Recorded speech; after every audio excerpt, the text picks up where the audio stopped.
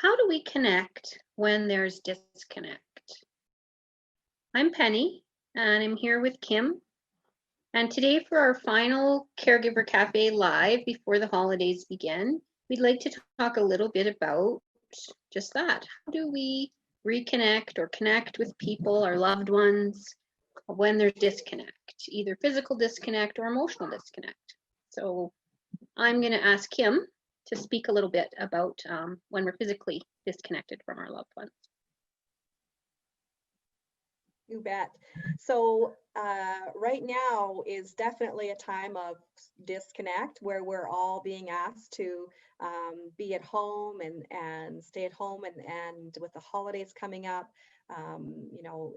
keeping it just the people in your home. So there's a lot of disconnect right now.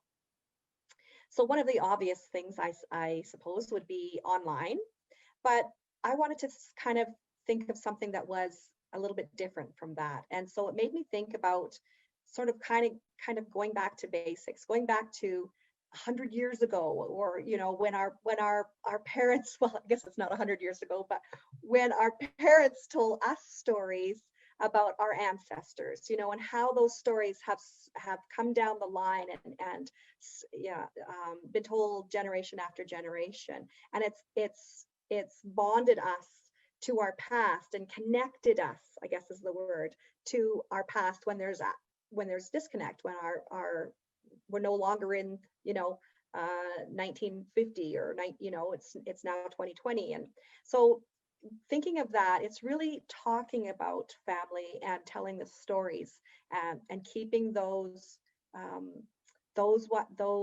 sort of present in our lives, and telling stories about, say for instance, we can't be with our grandma and grandpa, our children can't be with their grandparents this year, or they've been missing them or haven't seen them in 8 months or longer. One of the things that we can do is we can talk about them, and that automatically connects us through the heart. It's a heart connection, and that's kind of one of the most important ones there is out there anyways. So connecting about or telling stories about them and talking about them is just a wonderful way to do that, even if those stories bring us to our sad feelings about not being with them and we have sad tears. That's okay, because it all needs to come out. There's a lot of mixed emotions and feelings around having to be separate right now, and so it's okay to express those emotions and get those out through stories. It's kind of like, it reminds me of bringing out an old photo album, and the memories, you might cry or you might laugh, and it just brings you together. There's a connection there, and that's just one way. And that brings to mind when I look at scrapbooks with my kids, right? And back when they were born, and they don't remember those times, but yeah, so stories and pictures, those are great ideas. And it kind of brings me to think about how do you connect when there's disconnect, when you're even with people that you're close with. So disconnect in your relationship with your partner or your children, because we can be disconnected and be in the same room with each other. So, and that actually, your example works beautifully for that kind of a reconnect too, is let's just go sit on the couch. Let's dig out the photo albums, the scrapbooks. Let's talk about what our lives looked like when you came along as a baby, and or with a partner, let's look back to our lives before we had a family. What does that look like? Or single people. Let me look back on my life. What does that look like? How far have I come? What things have I done? So there's connecting with yourself. There's connecting with people that are close to you, and there's connecting with people that are distant from you. And yeah, so I think that connecting is really about forgiving yourself, letting go of what's happened, and kind of taking the moment to just sit with people, be with people, remember people. Yeah, I love that, Penny, because right now, you know, we're all kind of in close quarters and we're spending more time together than normal, right? If you're working from home or not working, but you're at home, there's a lot, and there's a lot of more things right now to be stressed about too, right? So there might be more separation emotionally. So, and I love what you said there, sitting down on the couch and looking through the albums, like, you know, using that same example. The other thing I wanted to make me think of is play, because play is a wonderful way to just kind of put everything aside and just reconnect. And playing for children is a wonderful way to do that, but it is for adults too. So, you know, whether it's doing something, playing like going outside and building a snowman, or going outside and, you know, if you're tobogganing, or, you know, doing things like that, or going for a walk. Things that are adults might play might be things like going for walks.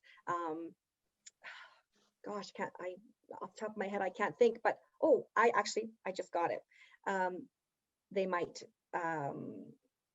do like something like a Rob Roy painting class, or anything creative, or nature, or music, singing, turn the music on, and, you know, anything that's playful is where there's going to be connection.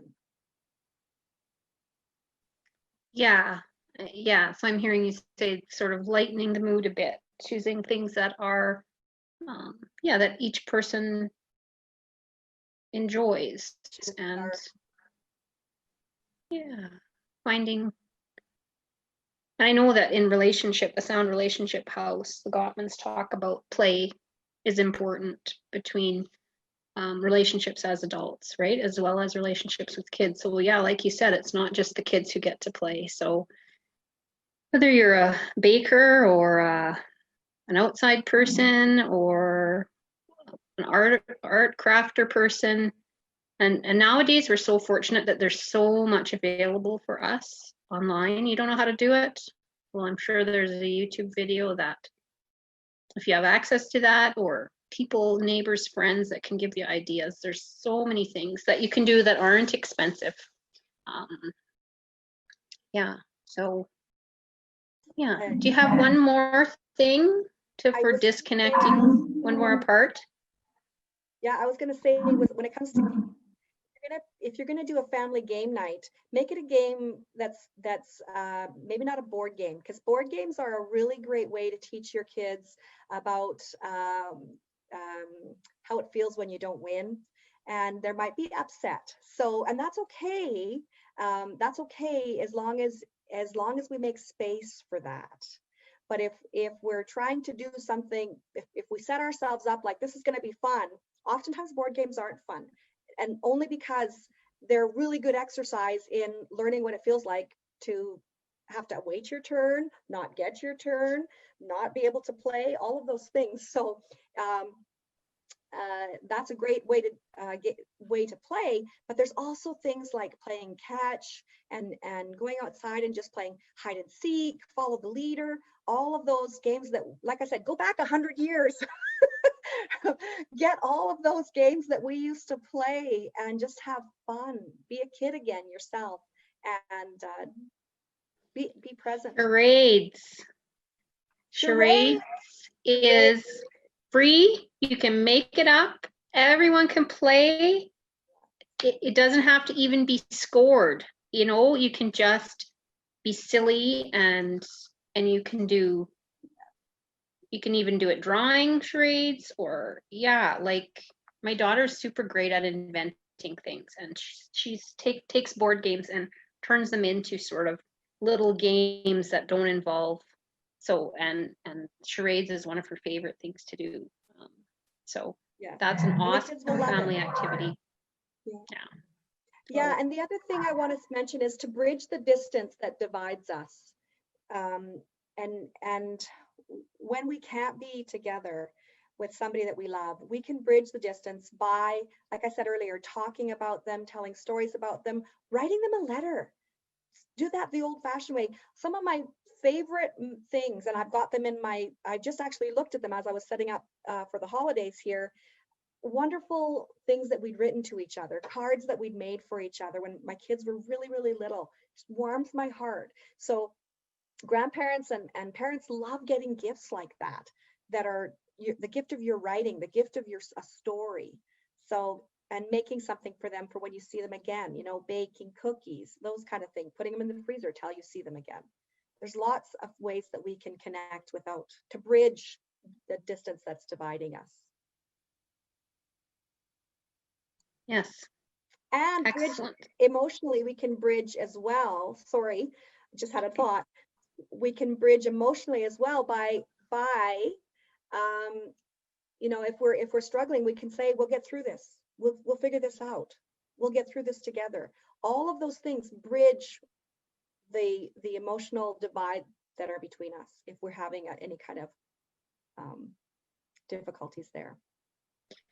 And being honest with yourself and your partner and your children around this time of year, and accepting that it isn't going to be the picture perfect scene, helps avoid some of those disconnecting moments, because we get stressed about the perfect tree, the perfect turkey, the perfect whatever. And for me, I think about, not to make light of the separation that people are experiencing, but this year there might be a little bit less of that kind of stress when it's us with our units. And so maybe it might be some good to come out of the separation for some people that find it very difficult to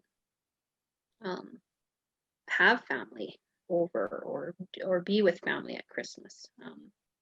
So yeah, if they're not take able some to, time. absolutely. Yeah, take time to relax, do what you need to do, be honest about your needs, and do your repairs when you inevitably aren't the person you want to be. And yeah, be kind to you. It's a time to celebrate. If you don't, sorry, go ahead. Go ahead.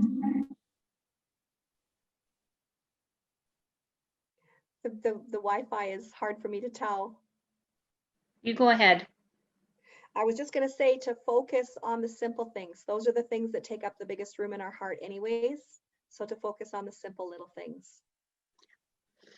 And if you are not a person who celebrates the holidays, hopefully you get some time off. Maybe you get to do some of your favorite activities. Where I'm at, there's not a ton of snow, so, but yeah. That's going to draw to a close our last Caregiver Cafe Live for this year. Thank you for your time and for your time for previous videos. Hopefully you can take something small from this to help you have feel some joy in your heart and connect if you're feeling disconnected. Again, if you need more support, please reach out. Our website is www.fcss.ca, and find someone in your area that can help support you if you need that.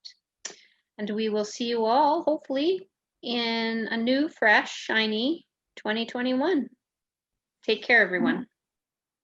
Bye-bye.